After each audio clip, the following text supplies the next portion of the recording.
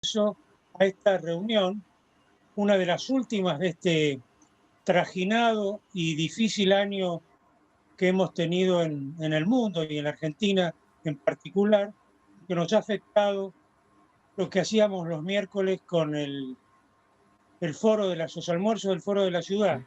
Lo hemos suplantado con éxito, creo yo, con estos encuentros virtuales. Y hoy tenemos como invitado a Miguel Fernando González Ascuaga, que es correntino, por supuesto, y que va a hablar de las cautivas correntinas, su presencia en los anales de la Guerra del Paraguay. Don Miguel es profesor de Historia y Geografía del Instituto Superior de Formación y Capacitación Docente número 1, licenciado en Historia por la Facultad de Humanidades de la Universidad Nacional del Nordeste, ha publicado infinidad de artículos en Todo es Historia, la recordada revista fundada por Félix Luna y en la que ha sido directora nuestra amiga María Sáenz Quesada, y ha editado infinidad de opúsculos, folletos y libros varios desde 1990 hasta la fecha, todos en el campo de la historia y del patrimonio histórico. Dirige el Museo Histórico Provincial Teniente de Gobernador Manuel Cabral de Melo y Alpoín desde 1993 y dicta cátedras en el Instituto Superior Carmen Molina de Llano y en el Instituto Superior de Formación y Capacitación Docente número 1, donde ya fue profesor, y además ha dado clases en nivel secundario. Pertenece a numerosas instituciones académicas de la provincia de Corrientes, la Argentina y el exterior. Don Miguel, queda en el uso de la palabra. Muy amable, muchas gracias, doctor Lascano Quintana. Agradezco formalmente al Club del Progreso por esta invitación. Vuelvo a saludar a quienes han tenido la gentileza de contactarse, conectarse esta tarde, particularmente a los amigos que reconozco acá en este mosaico que nos permite la pantalla, a la licenciada Calmanás, particularmente y especialmente porque es una autoridad en la materia sobre el tema de las cautivas correntinas, lleva décadas investigando sobre las cautivas correntinas y bueno, a todos ellos un saludo. Al hablar de las cautivas... Perdón, y le interrumpo sí, un minutito. Emma además es socia del Club del Progreso. Efectivamente, así es. Al hablar de las cautivas correntinas y su presencia en los anales de la Guerra del Paraguay, indudablemente estamos hablando de un emblema simbólico dentro de lo que es la historia de la Guerra del Paraguay para Corrientes. Debíamos pensar que cada vez que hablamos de la Guerra del Paraguay o la Guerra de la Triple Alianza, las cautivas surgen como la bandera de esa guerra, como el símbolo de esa guerra, que fue para Corrientes singularmente importante. Y lo fue singularmente importante esa guerra, porque desde la invasión paraguaya del 13 de abril de 1865, Corrientes se va a transformar en un escenario principal y trascendente en esa guerra. El primer escenario de la patria en ingresar a la guerra, y el inicio de la guerra está en Corrientes. Por eso, la significación de la Guerra del Paraguay para los correntinos no es la misma que puede tener en cualquier lugar del país este hecho histórico. Para los correntinos es singular, es importante y tiene una trascendencia muy notable. Si tuviéramos que pensar un poco, al hablar sobre las cautivas deberíamos también pensar un poco en cuál ha sido la identidad histórica del Paraguay que invade Corrientes, que va a provocar la guerra, que va a provocar la alianza contra sí misma y que va a provocar para los correntinos la aparición de las cautivas o de los cautivos civiles, de los cuales recuperamos el nombre de 5 mujeres, que son las que simbolizan a toda esa población civil cautiva. Yo creo que la historia del Paraguay está asignada por los grandes personalismos desde la aparición de Domingo Martínez de Irala en adelante. Y mucho después, ya cuando nace la patria y cuando el Paraguay se encierra en esa mediterraneidad con la figura del doctor Gaspar Rodríguez de Francia, yo lo llamo el Robespierre del Paraguay, ese personalismo tan unido a esa identidad de esa nación se va a fortalecer y se va a seguir dando con el tiempo, y para aparecer finalmente ya en el tiempo histórico que estamos por estudiar o que estamos por rememorar, la figura del mariscal Francisco Solano López. La Guerra del Paraguay tiene para Corrientes dos momentos importantísimos. Uno es el periodo histórico en que se inicia el Jueves Santo 13 de abril de 1865 y que llega al periodo, o que llega al combate de la batería del 25 de mayo de 1865. En esos meses se produce esa primera etapa que está caracterizada por varios elementos, por varios hitos, por varios puntos. Uno es la invasión en sí, la invasión por sorpresa que se produce a la ciudad de Corrientes. Debemos decir que no era la primera vez que el Paraguay invadía Corrientes, o que Asunción, concretamente, en nombre del Paraguay, invadía Corrientes. Se dieron muchos casos anteriores. Por citar, hay uno muy trascendente en 1811, cuando ya el poder realista se está retirando y apenas unos meses después de dada la Revolución de Mayo y aceptada la noticia que llega en junio de 1811, perdón, de 1810, y aceptada la noticia, en abril de 1811 los paraguayos realistas producen una invasión a Corrientes y tiene efectos también muy importantes y trascendentes en el espíritu de la ciudadanía correntina. De manera que es cierto que el Jueves Santo 13 de abril del 65 se toma por sorpresa la ciudad, pero también es cierto que no era la primera vez que el Paraguay intentaba ocupar Corrientes e incorporarla a sus dominios. Asunción siempre aspiró a que Corrientes fuera parte de sus propios límites, de su cartografía y de su política llevada adelante en esa conformación de ese país mediterráneo. Esa invasión va a producir en este periodo, en esta primera etapa que va del 13 de abril de 1865 al combate de la batería o del hoy llamado Parque Mitre, del 25 de mayo de 1865, tres momentos importantes también.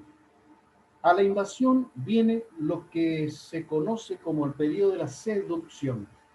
Los paraguayos van a intentar seducir, ganarse la simpatía de los correntinos, apelando a un montón, a una cantidad importante de elementos que para ellos significaría que Corrientes en pleno se vuelque aceptando la ocupación y aceptando sin ninguna reacción esa ocupación, esa seducción y ese acercamiento que intentan los correntinos en ese primer paso post-invasión se basaba en los orígenes comunes del Paraguay, de Asunción, de Corrientes, la distancia geográfica, el idioma, los lazos de sangre, las costumbres y las relaciones comerciales. Los orígenes comunes sabemos perfectamente. Corrientes nació con una expedición fundadora conformada en Asunción en 1588. Las familias más antiguas de Corrientes son familias mestizas cuyos progenitores tienen en Asunción del Paraguay sus orígenes. Casi todas las familias viejas de Corrientes van a reconocer al gran patriarca Domingo Martínez de Irala. La distancia geográfica era mínima con respecto a Buenos Aires, con la que Corrientes luchó fuertemente en la llamada Cruzada de Caseros, 1839-1852, contra Rosas, reclamando patria, libertad y constitución. El idioma, el bilingüismo, Corrientes era bilingüe. Se hablaba el castellano y el guaraní como en Asunción, como en el Paraguay. Yo digo a veces que también en aquel tiempo Corrientes podría haber sido trilingüe porque las familias más importantes manejaban el latín, porque era el idioma de la iglesia. Pero sobre todo el bilingüismo la acerca mucho a Corrientes con Asunción. Los lazos de sangre, de los que ya hablamos, las relaciones parentales, las costumbres que son muy parecidas, casi iguales, y esas relaciones comerciales también. A todos esos elementos, el Paraguay de Francisco Solano López, por órdenes del mariscal, apela en esa invasión, seducción y acercamiento que intenta como un primer paso inmediatamente después a la ocupación del Jueves Santo 13 de abril de 1865. Eso no va a resultar totalmente y se va a producir lo que se llama las dos realidades dentro de la sociedad correntina. La sociedad correntina que recibe esa invasión experimenta dos realidades. Por un lado, no está dispuesta a aceptar esa seducción en base a los parámetros citados. Y hay una reacción. Inmediatamente el gobernador Manuel Ignacio Lagraña se da cuenta de que debe resistir y de que con sus hombres más leales y más confiables debe trasladar la capital al interior de la provincia. Y así lo hace, porque sabe que no puede enfrentar un gobierno, un ejército nacional. Su gobierno, con sus escasas fuerzas provinciales, no puede hacer frente a una invasión nacional como la que se estaba dando en ese momento. Sin embargo, dentro de la sociedad correntina, es indudable que hay un grupo de ciudadanos, no mayoritarios, pero sí importantes y trascendentes, que simpatizan con los invasores, con la ocupación. Van a ser los llamados paraguayistas. Por eso, en esos dos grupos tenemos, por un lado, los patriotas o nacionalistas que dicen que deben responder a la invasión con las armas, con los elementos que tienen, hasta tanto la nación reaccione, hasta tanto Buenos Aires responda.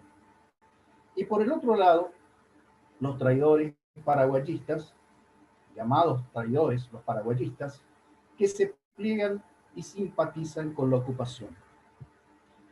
Debemos decir que dentro de este grupo de los traidores y paraguayistas va a estar el famoso triunvirato paraguayista, que va a tomar el poder, obviamente digitados por el mariscal López, para seguir ejerciendo o facilitar la ocupación y la propagación de la ocupación de toda la provincia, porque el Paraguay invade Corrientes a forma de tenaza, como una tenaza, por las costas del río Paraná y por las costas del río Uruguay. En ese tiempo, ¿podríamos acaso decir, como dicen algunos autores, que lo que va a sobrevenir a partir de esta invasión, la guerra, es una prolongación de las luchas civiles en esta parte de la América del Sur? Es una teoría que habría que estudiarla.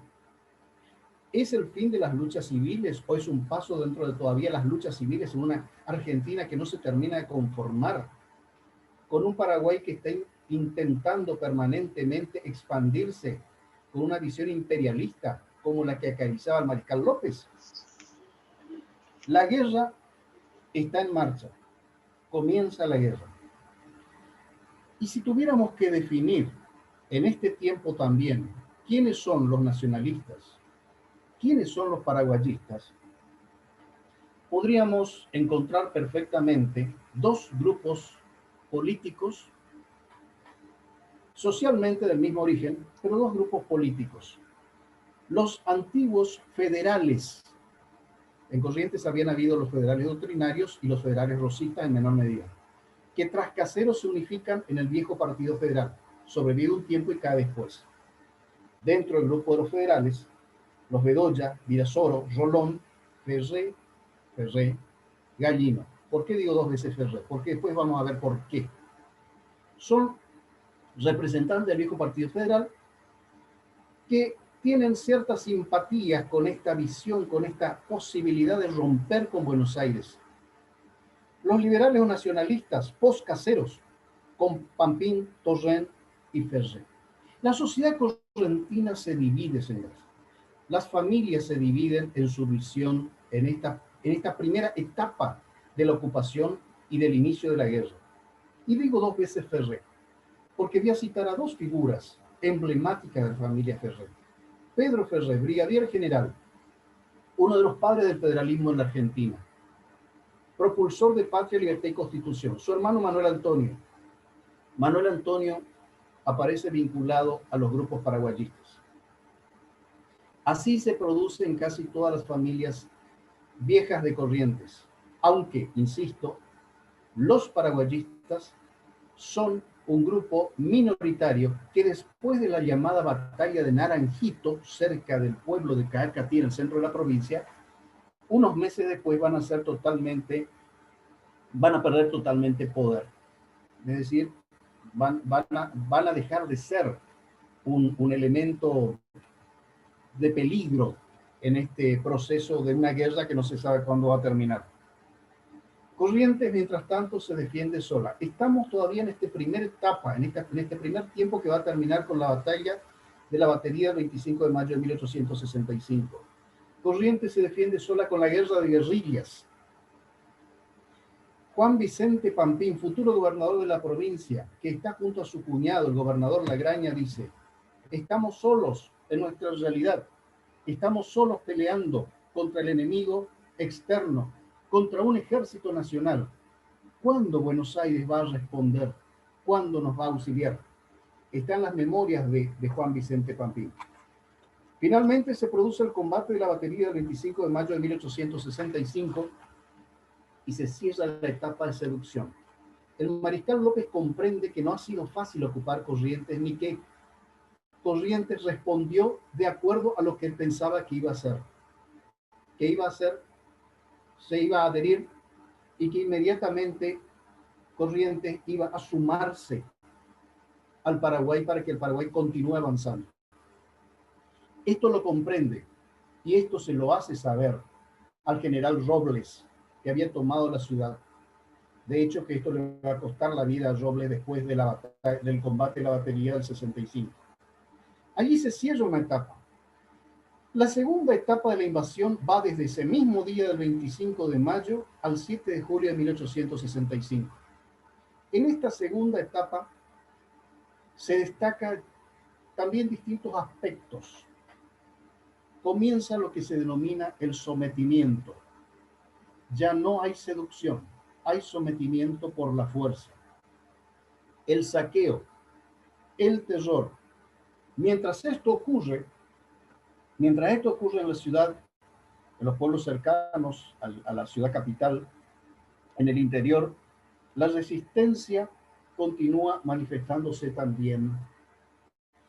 El historiador José Fermín González, en un curioso libro del año 1916, La invasión paraguaya de Corrientes, hacían 50 años que se había iniciado, describe puntualmente cómo pueblo por pueblo se fue formando, se fue armando en su población civil para resistir la invasión. Y allí nosotros vemos cuál fue realmente el espíritu de la población correntina. No se trataba de una simple disposición a nivel gubernamental u oficial.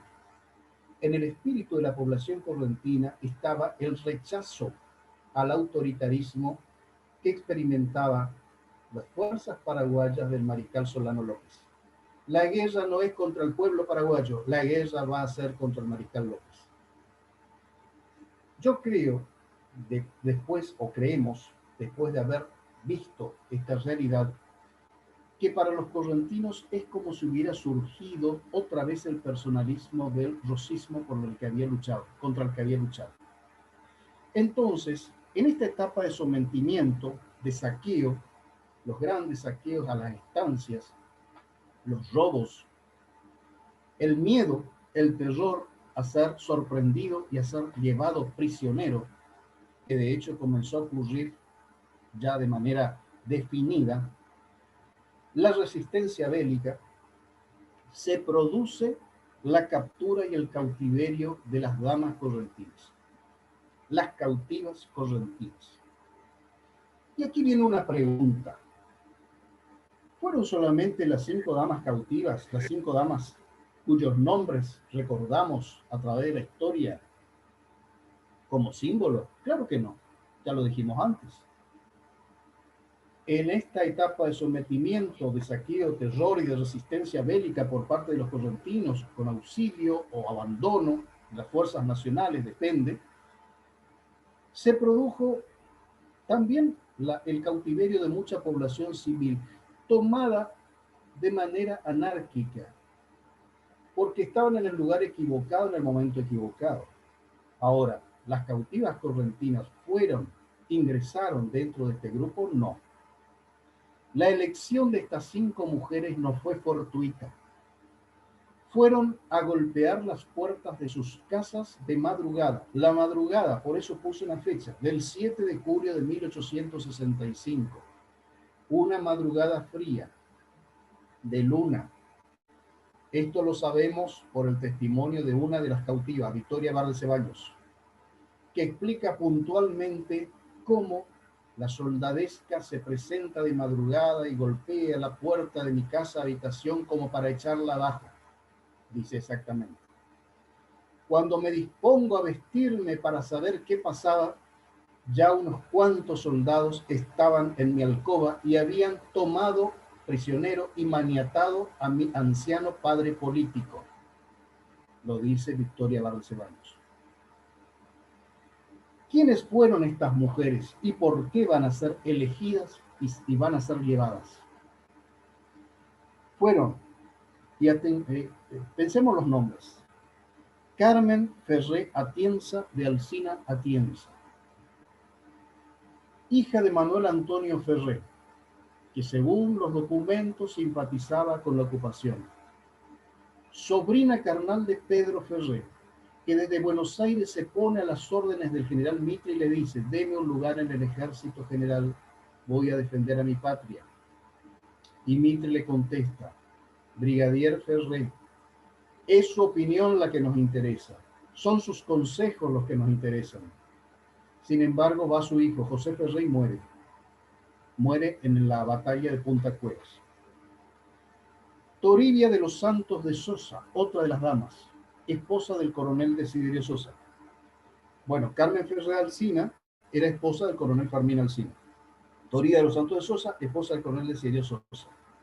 Jacoba Plaza de Cabral, esposa del hacendado Manuel Cabral. Encarnación Atienza Vargas de Osuna, esposa del sargento Santiago Osuna. Victoria Barde-Ceballos, esposa del estanciero Alejo Ceballos. Estas 5 mujeres no fueron tomadas al azar de manera fortuita porque estaban en la calle en el momento que estaban los paraguayos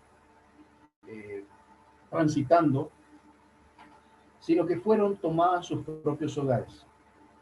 El origen social era el mismo para todas estas mujeres. Pertenecían a la primera sociedad correntina. Sus maridos, tanto Fermín Alsina como Desiderio Sosa, estaban en la resistencia, estaban en la guerra de guerrillas, junto al gobernador Lagraña. O Manuel Cabral o Alejo Ceballos, que también eran estancieros, eran hacendados, e iban a ser los proveedores del ejército. Santiago Osuna, otro militar. ¿Dónde vivían? Otra característica interesante. Estas mujeres vivían casi enfrentadas sus casas unas con la otra. De acuerdo a un documento hallado hace poco por una de las descendientes de Toribia de los Santos de Sosa, junto a la casa de la señora de Sosa estaba en ese momento el consulado francés en Corrientes. Corrientes tenía un consulado francés. Cuando ella escucha, está contado en un diario de su hija, que ella lo vamos a citar después. Cuando Toribia de los Santos de Sosa escucha el barullo en la calle, recordemos que vivían bajo el terror, bajo el miedo de lo que podía pasar. Su familia le dice: refugiate en el consulado francés, vamos por los fondos, saltan la tapia, se refugia, el cónsul francés la pone bajo su cuidado. A los pocos minutos es rota la puerta de la casa de los Sosa y ella escucha desde el consulado, muro de por medio, cómo la soldadesca pregunta insistentemente por Misia Toribia de los Santos. Es requerida para ser llevada. ¿Dónde está? La familia niega, dice que no saben. pero era tanta la presión que ella, atormentada por los gritos de sus hijos chicos, se presenta y dice, aquí está, soy yo, aquí estoy yo. Estas mujeres van a ser llevadas al Cabildo de Corrientes. Allí se las interroga, se les pregunta dónde están sus maridos. Ellas contestan que no saben. Preguntamos, ¿ellas contestan realmente que no saben porque no sabían o porque no quisieron decir? Ante esta situación límite, es evidente que estas mujeres no sabían dónde estaban sus maridos. Es más, se cuenta la anécdota que que Encarnación Atienza de Osuna, que se encontraba en su casa, tenía una esquela o una carta a medio escribir para su marido. Cuando la van a tomar presa, ella atina a tomar el papel y tragárselo. ¿Sabía acaso Encarnación dónde estaba la resistencia, dónde estaba su marido? Nunca lo sabremos nosotros. Estas mujeres nunca van a confesar pese a las presiones que reciben en el Cabildo de Corrientes. ¿O no evaluaron la gravedad del momento? No sabemos. Como no confiesan y como ya estaba dicho, ya estaba previsto que en realidad debían ser llevadas, son embarcadas y llevadas a Humaitá. Allí comienza lo que se denomina el cautiverio de las cautivas correntinas de la Guerra del Paraguay. Un cautiverio que va a durar 4 años. Desde aquel mes de julio de 1865 hasta el mes de septiembre de 1869.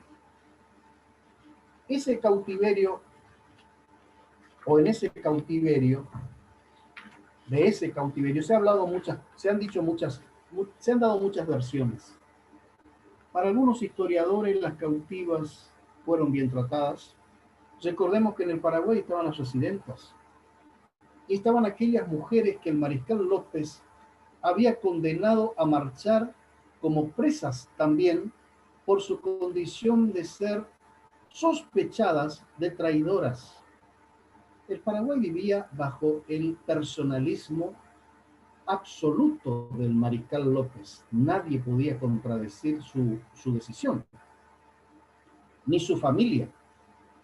Y a tal grado llegaba ese personalismo que el mariscal López no dudaba en considerar que todo aquel que se oponía o simplemente aconsejaba una decisión distinta a la que él tomaba, era un traidor. Entonces es lógico suponer cuál era el destino que podían tener estas mujeres que no sabían exactamente cuál iba a ser su fin.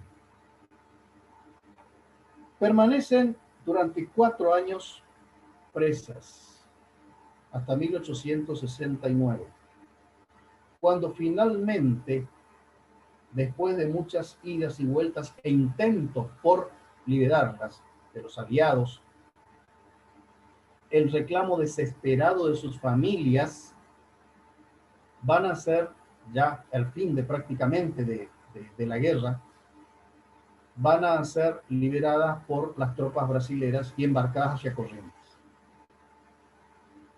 Cuando se sabe que estas mujeres van a ser devueltas a Corrientes, se agolpa la ciudad entera al puerto.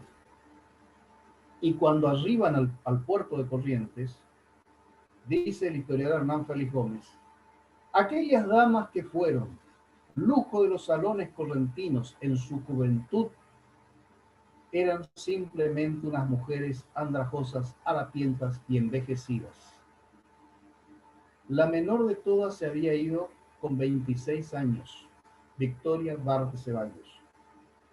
Y una de ellas, Toribia de los Santos de Sosa, nunca regresaría, porque víctima del cólera morbus, muere en pleno cautiverio. La enterramos nosotras mismas envuelta en su pubí, dice Victoria Barro de Ceballos en su testimonio. El Pubi era una camisa de la cual se conserva precisamente el de Victoria en el Museo Histórico Provincial. ¿Por qué? Porque no, estas mujeres durante su cautiverio, salvo la cierta protección que le pudo dar la población civil del Paraguay en algún momento, salvo alguna situación especial que pudieron experimentar, el resto fue simplemente de opresión, cautiverio y constante presión psicológica. No sabían si hoy o mañana era el último día de vida, o si seguirían en esa interminable agonía. Tenemos fuentes para saber qué pasó con ellas durante ese tiempo. Cuando muere Toribia de los Santos de Sosa, aparentemente víctima del cólera, sus compañeras se desesperan. Porque aparte de ello, cuando fueron llevadas presas, y en esto debemos evaluar la posibilidad de que no supieran exactamente, o que ellas no entendieran exactamente la gravedad del momento, Carmen Ferrer de Alsina pide llevar a su hija Carmencita, de meses. Carmen Ferrer de Alsina fue arrastrada de su casa, bajada por las escaleras de su casa, que todavía existen Corrientes, de Los Cabellos, llevando ella como podía a su pequeña hija de meses, Carmencita. Pide a sus captores llevarla, y sus captores acceden. La señora de Cabral, Jacoba Plaza de Cabral, pide llevar a su hijo Manuel, también de años, de pocos años, 3 o 4 años, y se lo lleva. Ellos son los niños cautivos. Entonces, cuando muere Toribia de los Santos de Sosa, aparentemente de cólera, estas mujeres desesperan, porque no se trata solo de sobrevivir y de buscar cómo mantenerse, con qué alimentarse. Decía Victoria, dice Victoria en su testimonio, comíamos naranjas agrias cuando encontrábamos y cogollos de bananas, porque era la hambruna tal y cada vez peor que era imposible pretender siquiera que alguien nos podía llegar a alimentar. A medida que pasaban los años y que la guerra se iba empeorando, y que el mariscal López, a pesar de que retrocedía, no quería rendirse. Entonces ellas marchaban con el ejército en su retirada. Cuando muere Toribia de los Santos de Sosa, estas mujeres, en su desesperación con estos 2 niños, hacen juntas una promesa a la Virgen de la Merced, patrona de los cautivos, patrona de la ciudad de Corrientes, desde 1660. Y le prometen a la Virgen que si vuelven a Corrientes, sanas y salvas lo más pronto posible, no van apenas bajadas del barco, del lugar, ¿no? Suponían que era el barco, no iban a saludar a nadie, a ningún miembro de su familia, a nadie, hasta que cruzando las calles hasta el santuario de la Merced, se postrasen ante el altar de la Virgen a rezar una salve de gratitud. Por eso, cuando son recuperadas y vuelven a Corrientes, bajan en el puerto de Corrientes, ahí está su familia esperándolas y las gritan, les saludan, lloran. La población curiosa asiste a esa llegada. Y estas mujeres, como dice el historiador Hernán Félix Gómez, envejecidas, harapientas, andrajosas, bajan del barco que las trae y solo hacen simplemente un signo, bajar y seguir caminando por las calles hasta el santuario de la Merced. Entonces, después que cumplieron su promesa, se volcaron a sus familias, dicen los historiadores, y cada una regresó a su hogar. Un hogar donde fueron contenidas, pero que lamentablemente estas mujeres nunca habrían de superar las profundas heridas psicológicas, más seguramente muchas heridas y cicatrices físicas, y hasta el resto de sus días vivirían sumidas en el terror y en el miedo. El caso de Carmen Ferrer Alsina, el acta de función dice reblandecimiento cerebral. El caso de Jacoba muere en 1890. Victoria Barr Ceballos muere en 1926, es la más resistente porque era la más joven. Jacoba Plaza de Cabral en 1912, sus descendientes cuentan que los últimos años de su vida,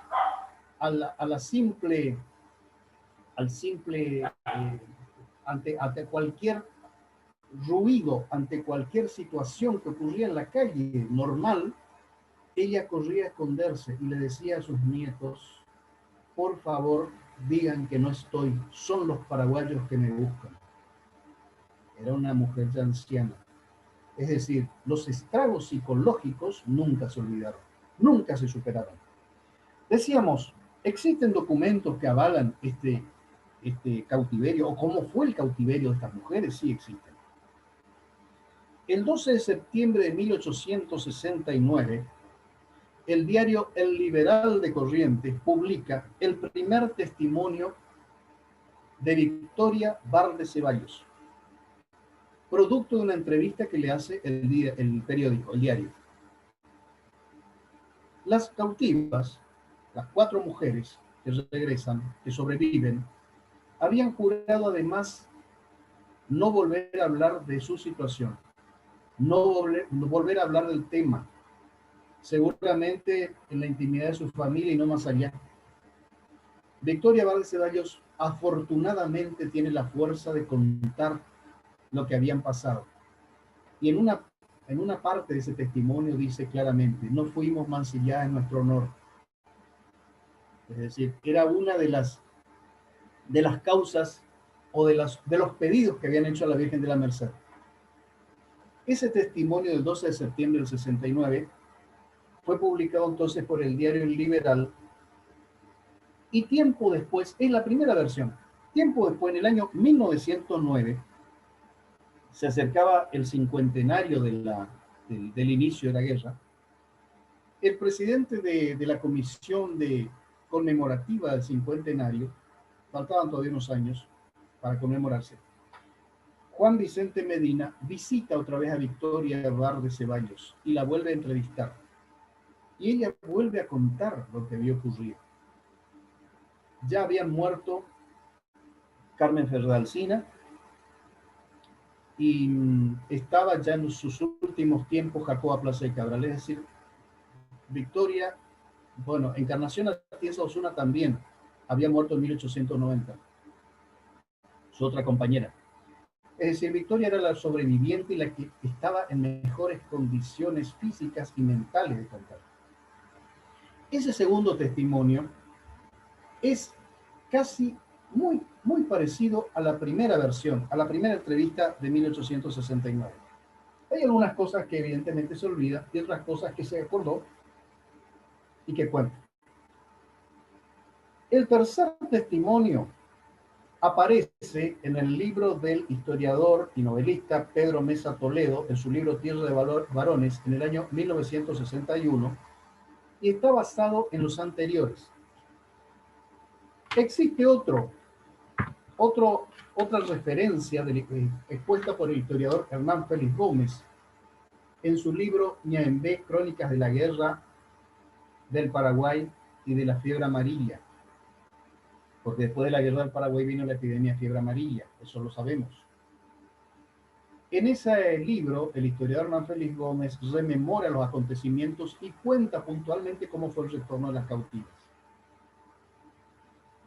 En ese libro de Hernán Félix Gómez también hay apuntes tomados de las entrevistas que realizaba el historiador a los testigos presenciales, tanto del cautiverio, es decir, del momento que se dio el cautiverio, como del retorno de las cautivas a Corrientes. Pero hay un nuevo testimonio que se suma y que enriquece las memorias de Victoria Barr de Ceballos. Y son las memorias de Ideidamia Sosa, hija de Toribia de los Santos de Sosa, que están narradas en un diario íntimo que fue descubierto hace muy poco tiempo por una de sus descendientes, la escritora Charo Páez, donde cuenta la anécdota de cómo su madre intentó ocultarse en el consulado francés y no lo logró, es decir, se ocultó, pero finalmente se entregó. Testimonios orales de los descendientes de Carmen Ferrer de Alsina, Jacoba Plaza de Cabral, particularmente sobre el fin de Toría de los Santos de Sosa y la forma y manera en que fueron apresadas en sus hogares, fueron conservadas por sus descendientes. Entonces, la conclusión sería que las cautivas correntinas de la Guerra del Paraguay, que son 5, porque son simbólicamente las 5 representantes de la población civil tomada por la fuerza en la invasión paraguaya de 1865. Recordemos que los paraguayos no se retiran de Corrientes sino hasta octubre de 1865, pero continúan incursionando en el territorio de la provincia. Por ejemplo, en enero de 1866 ocupan Paso de la Patria, antiguo Paso del Rey. En febrero, Itatí, y así sucesivamente, hasta que son sacados del territorio de la provincia porque la guerra se traslada al territorio paraguayo. Entonces, la conclusión es que las cautivas son el símbolo de la población civil oprimida, arrasada, secuestrada, atormentada por el dolor y el miedo de una guerra que se inició en Corrientes y cuyos ecos directas o indirectamente se escucharon a lo largo de 5 años, hasta fines de 1869 e inicios de 1870, cuando la guerra finalmente terminó. Y esto vale esta aclaración, porque las cautivas correntinas tienen un monumento muy particular, muy interesante, muy bonito, en el llamado Parque Mitre, antiguo Campo de Marte, un monumento que se inauguró en 1941, que se lo conoce como el Monumento de Mitre de las Cautivas, cuyo autor es el escultor Luis Tarlotti. Y es curioso, porque se las rememora precisamente por lo que fueron. Y últimamente, en el pseudo-revisionismo que vemos cotidianamente, se ha venido a decir que no fueron 5, que fueron 6, que fueron 10. Señores, no estamos hablando de que la población no fue cautiva. Estamos hablando de que 5 mujeres son el representante, el emblema de ese tiempo histórico para Corrientes. Y algo más. La guerra del Paraguay en Corrientes fue un tema tabú durante muchos años, durante mucho tiempo. Fue un tema tabú porque la sociedad correntina inicialmente se dividió, como decíamos antes, en nacionalistas y en paraguayistas. Las familias se dividieron. El padre, el hijo, los hermanos estuvieron en un primer momento en uno u otro bando. Entonces la guerra, cuando se tenía que hablar de la guerra del Paraguay, sobre todo en los inicios para Corrientes, era un tema del que nadie quería tratar y los historiadores lo evadían. Y siempre se salía hablando de las cautivas, que era el tema que sí unificaba a todos por igual en sus apreciaciones y en sus opiniones. Las heroínas, las víctimas, las que volvieron y se ocultaron, se enclaustraron en sus hogares para nunca más salir hasta el día de su muerte. A mí me gustaría cerrar esto con una frase, con unos versos, siempre los repito, del escritor, del poeta Jesús Salvador Cabral, nieto de Jacoba Plaza de Cabral. Porque cuando vuelven las cautivas, vuelven también los 2 niños, grandes ya, grandecitos, que fueron llevados por sus madres. También el revisionismo o el pseudo-revisionismo ha querido hacernos creer que esos niños fueron productos de relaciones que tuvieron estas mujeres con soldados paraguayos.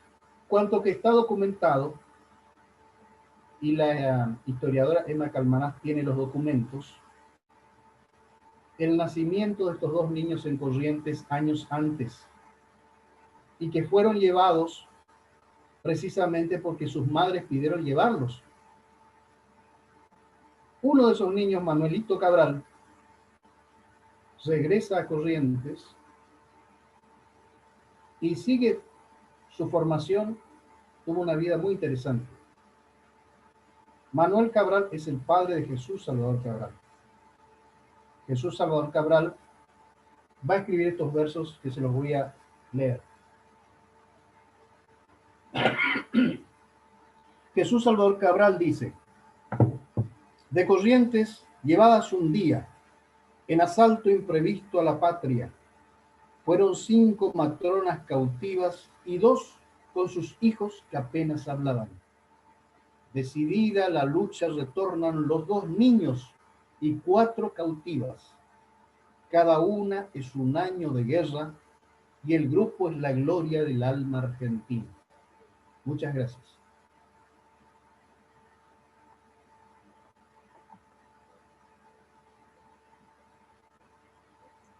Muchísimas gracias, Miguel Fernando. Habitualmente no sé si usted está dispuesto a tolerar que se le hagan algunas preguntas, Con todo reflexiones. gusto. Bueno, sí, por supuesto. Tengo a Liliana Gersi y a Emma Calmarás, pero Emma está sin retorno. Así que Liliana, adelante. Palabras. Solamente sí felicitarlo, fue realmente una poesía toda su exposición. Gracias, profesor. Gracias a usted, señora, muy amable. Guille, hay una pregunta escrita de Fumagalli. Bueno, dale, léela. Bueno, dice que es muy interesante su presentación y quisiera saber qué impacto tuvo sobre la sociedad de Corrientes la decisión de Sarmiento de eximir del pago de las reparaciones de guerra al Paraguay. No le puedo dar una respuesta concreta, pero sí le puedo decir que Sarmiento con Corrientes tenía grandes diferencias. Tuvo grandes diferencias. Cuando en 1869 se va a fundar el Colegio Nacional de Corrientes, se logra la fundación peleando con Sarmiento, porque el gobernador Guastavino, el gobernador de Corrientes Guastavino, se le impone y le saca prácticamente la fundación del Colegio Nacional. Sarmiento no quería saber nada con Corrientes, de manera que la relación de Sarmiento con Corrientes no era buena. No era querido hasta que, por eso no le puedo contestar exactamente cuál fue la respuesta y cuál fue el impacto, como dice usted, me pregunta usted. Lo que le puedo decir es esto: ¿cuál fue la relación de Sarmiento con Corrientes? Que no fue buena hasta que Sarmiento va al exilio. ¿Y a dónde va al exilio? Al Paraguay. Cuando se sabe que Sarmiento va a pasar por los puertos de Corrientes, el gobernador de entonces ordena que se le hagan homenajes. Y hay constancia documental en los diarios de la época que los niños de las escuelas con sus preceptores, como se llamaban entonces, con sus maestros, fueron a los puertos a saludar el paso del barco que llevaba a Sarmiento. Sarmiento se entera de eso y se emociona. Es decir, en los últimos tiempos se comienza a arreglar la situación. Cuando llega a Corrientes, una delegación de niños lo visita. Sarmiento se emociona. Entre los jóvenes que está presente, hay uno de ellos que dice unas palabras en homenaje a Sarmiento. Sarmiento se emociona, le pregunta: ¿cómo se llama usted, joven? Voy a poner una dedicatoria en vida de Dominguito para regalárselo. Ese joven se llamaba Manuel Cabral Hijo, el cautivo. Sarmiento, emocionado, le dice: usted me hace acordar al hijo perdido en Curupaytú. Sarmiento está yéndose, ya no va a volver vivo. Allí es la primera vez que Sarmiento entabla una relación de amistad, podría decirse, con los correntinos. Después, cuando regresa ya muerto, vuelve a hacerse el primer homenaje en la ciudad de Corrientes, bajan su féretro. La relación de Corrientes con Sarmiento se arregla, se suaviza en los últimos días. Insisto, no le puedo contestar concretamente la respuesta qué dijo la sociedad correntina ante esta decisión del presidente Sarmiento. Pero sí le puedo decir que Sarmiento no era querido hasta el momento final de su vida. Bueno, yo quisiera hacer una pregunta, si me permite, Sí, el resto de los concurrentes.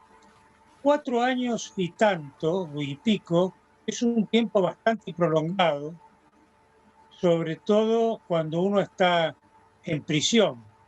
Y me pregunto, ¿las cautivas estuvieron en prisión verdaderamente o estuvieron recluidas en algún lugar y podían hacer una vida razonablemente tolerable teniendo en cuenta las circunstancias tan adversas, ¿no? Lo que se cree es que las cautivas nunca estuvieron en prisión y encerradas, si vamos a definir esa prisión. Fueron llevadas sí a Humaitá como su primer destino. Después iniciaron un largo recorrido, iban marchando junto con el ejército, las llevaban presas, las llevaban caminando. Victoria Varela Ceballos, en su testimonio primero de 1869, habla de que fueron recibidas en algún momento en una casa de familia, que les dieron de comer, que fueron muy bien recibidas. Victoria Varela Ceballos dice que su relación, la relación de ella y sus compañeras con la población civil del Paraguay, no era mala, al contrario, era muy cordial. Se encontraban, ¿por qué? Porque vienen todos esos elementos que dijimos anteriormente, al principio, todos esos acercamientos en base a una serie de situaciones preexistentes en el tiempo y desde hacía mucho tiempo precisamente. Entonces son bien recibidas. Aparte, la población paraguaya estaba aterrorizada. Las cautivas nunca fueron puestas presas en un lugar físico. Las tuvieron, las amenazaban, las llevaban constantemente hasta el último momento en que casualmente ya estaba, son los últimos meses ya prácticamente del año previo a la liberación, en 1869, liberación para ella, el fin del Paraguay prácticamente. El 1 de marzo termina la guerra con la muerte de López. Dice Victoria en su testimonio, ya no teníamos ni quien nos custodie. Y en una de nuestras marchas, que no sabíamos bien a dónde ir, porque solamente teníamos como carcelero, no dice la palabra carcelero, pero lo digo yo ahora, a un viejo soldado y a un niño. Vimos muchos niños vestidos de soldados, porque ya hombres no había. En una de esas marchas encontramos a un niño, a un soldado muy chico, de unos 12 años. No estaba agonizando, pero estaba herido y estaba en el piso, tirado en el piso. Junto con nosotros marchaban otras damas paraguayas que se habían librado de ser ejecutadas por traidoras. Entre ellas iba doña Mónica Acebal. Cuando nos acercamos a ese niño que vimos que estaba vivo en medio de tantos cadáveres, esta señora, doña Mónica Acebal, reconoció a su hijo. Y nosotros, con nuestros propios hijos, dice ella, lo recogimos y lo cuidamos. Ese niño va a ser el futuro presidente Acebal del Paraguay, a fines del siglo XIX, en 1890 y tantos. Por eso, en un primer momento sí hay una custodia, pero nunca, lo que se cree realmente es que nunca estuvieron, porque ella misma dice, la única que habló, ¿no? Que nunca estuvieron presas. Hay un cuadro más simbólico también, que en la legislatura de Corrientes, del pintor italiano Miguel Pascarelli, donde se representa la muerte de Toribia Los Santos de Sosa. Ese cuadro las presenta a las cautivas muy bien vestidas, con sus hijos, Toribia muriéndose pacíficamente en un lecho, en una alcoba. Eso es mentira. Por eso digo solamente simbólico, porque no tenían ni comodidades, ni estaban presas en una celda, y lo dice Victoria Varela Ceballos en su testimonio, cómo se mantenían. Uno de esos, la familia Cabral, por ejemplo, los descendientes de Jacoba Plaza de Cabral, hasta el día de hoy cuentan que su antepasada decía, un día logramos atrapar una gallina. La gallina pudo poner huevos. Eso le permitió dar de comer un día a Manuelito Cabral y otro día a Carmencita Alsina. Es decir, no las mantenían, no las vestían, no les daban de comer, pero sí tenían constantemente la presión psicológica de que podían ser fusiladas, cuando fue imposible ya fusilar, lanceadas, porque ellas aparte veían todos los días cómo se mataba, digamos, a quien era simplemente considerado, sospechado de estar en oposición a las disposiciones de López. Bueno, muchas gracias, profesor, realmente muy interesante. ¿Alguien quiere hacer alguna otra pregunta, comentario o reflexión? Bueno, perdón, felicitarlo, nada más, Guillermo. Felicitarlo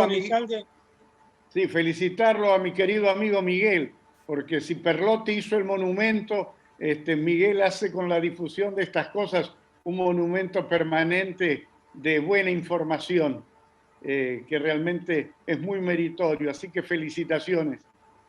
Gracias, señor Roberto. Muchas gracias, Roberto. Bueno, entonces, yo le agradezco en nombre del Club del Progreso y de todos los presentes virtuales su excelente exposición y lo comprometo para que el año próximo nos encontremos en Corrientes para festejar lo que haya que festejar de esta terrible guerra de la Triple Alianza. Muchas gracias, profesor. A usted, doctor, y al Club del Progreso en su persona por haberme invitado. Ha sido un gusto realmente poder estar y poder colaborar modestamente con las actividades del Club del Progreso, tan antiguo este club y tan importante también para la historia argentina. Gracias, doctor Lascano Quintana, y gracias a Muchas gracias.